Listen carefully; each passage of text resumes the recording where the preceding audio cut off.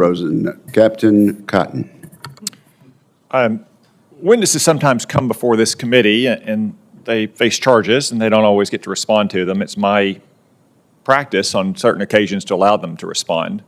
Code Pink lunatics used to accuse Secretary Austin of committing war crimes. I always allowed him to deny that calumny for him and Israel. At Secretary Hegseth's hearing, Code Pink lunatics accused him of being a Christian Zionist. I thought that was an odd claim. I'm a Christian. I'm a Zionist. Is there anything wrong with being a Christian Zionist? Secretary Hegseth didn't think there was, so I allowed him to respond to the Code Pink lunatics. Earlier today, both Secretary Wicker and Secretary Scott, I'm promoting him, maybe demoting.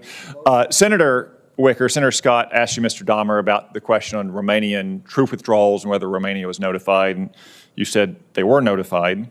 But then Senator Slotkin said, not citing press reports, as the other senators had, but citing the Romanian ambassador and Romanian officials, that these Romanian officials were not, in fact, notified in advance. They learned it from the press. But Senator Slotkin didn't give you a chance to respond to that. Would you care to respond to her assertions of what the Romanian ambassador and other Romanian officials said to her?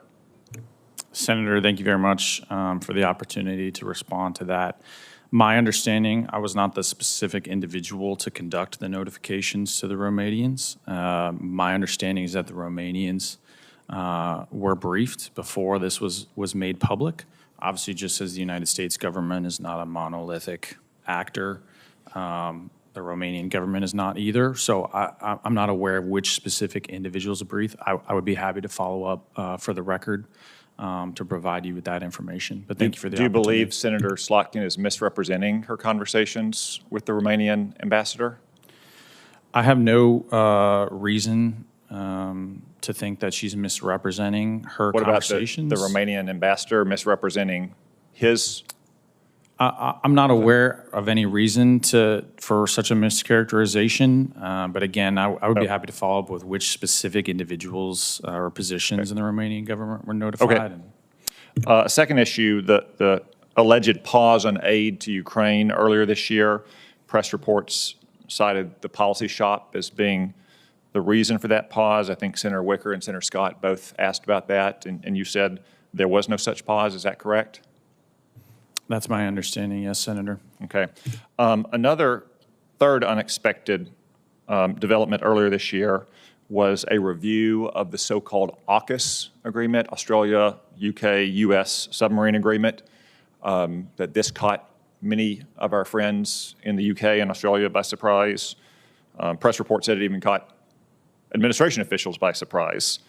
Can you comment on whether or not this review, which originated in the policy shop, was coordinated in advance with Australia and the UK and others in the administration? Yes, Senator, and thank you again for the opportunity to address this. Secretary Hegseth testified, I believe, to the House that he was directing a review of the AUKUS initiative as an initiative of the previous administration. He directed Undersecretary Colby to lead that review for the department. I think as President Trump was very clear in his Oval Office meeting with Prime Minister Albanese that the president supports AUKUS and advancing AUKUS. As a signature initiative of the Biden administration, I think it was natural and right to ensure to review that it accorded with the president's America First, Peace Through Strength agenda. I would note that both Australia and the United Kingdom, when they underwent changes in governments, conducted their own reviews of AUKUS as well. But I think as the president was clear, we're advancing AUKUS and working to ensure its success. And I would just, as a matter of forces and capabilities, just stress the critical importance of our nuclear-powered attack submarine fleet to defend the homeland and deter our rivals. So we're full steam ahead on AUKUS now.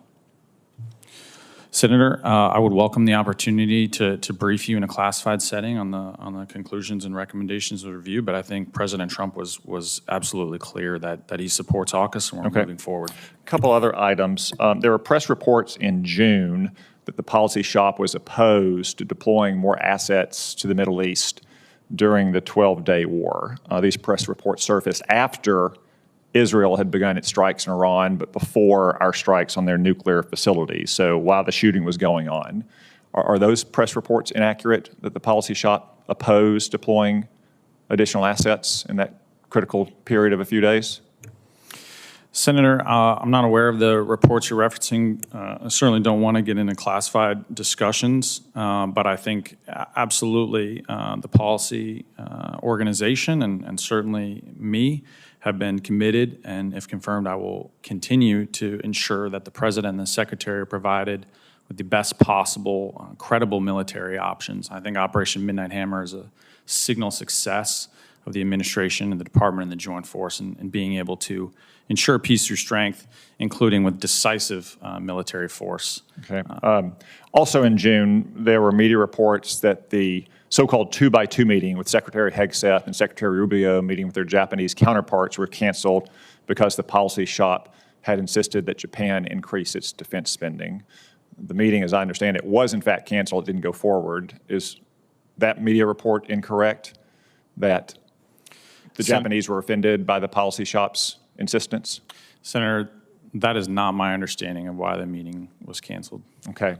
Well, could I just say it's curious to me that these are 5 different instances: Ukraine aid, notification about the Romanian troop withdrawal, the AUKUS review, deploying assets in advance of Midnight Hammer, and the meeting between Japanese and U.S. officials, all coming out of the policy shop.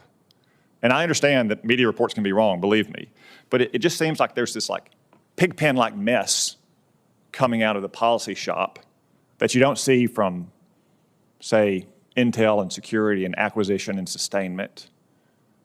Why do you think it is that there's so many controversies emanating out of the policy shop and not these other offices in the department?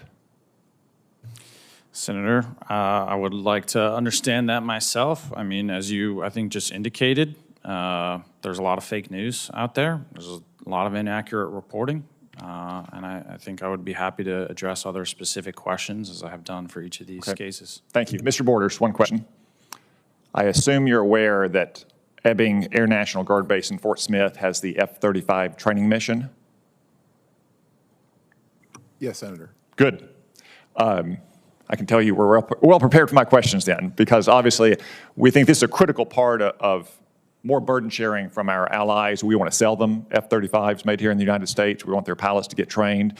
We've worked in my office, along with Senator Bozeman, Congressman Womack, with the Air Force, with the Air National Guard, with the state of Arkansas and the local community in Fort Smith to move this project along very quickly. And everyone has been very responsive, and I think they may have even set records for this. I think things are going well. We've got foreign pilots in Fort Smith flying out of Ebbing every day now. There's going to be more in the months and the years ahead. I just want to make sure that I have your commitment that if something comes up in your lane that requires action, that you'll have the same sense of urgency about this mission that everyone else who has been working with us for years to get the Sound of Freedom back into the River Valley and get more F-35s trained and deployed to our allies have shown for years. Yes, Senator, if confirmed, you have my commitment, and I'm also very proud of the role that the Installation Mission Support Center and Air Force Civil Engineering Center played in getting this and maintaining this important project on track. Great, thank you.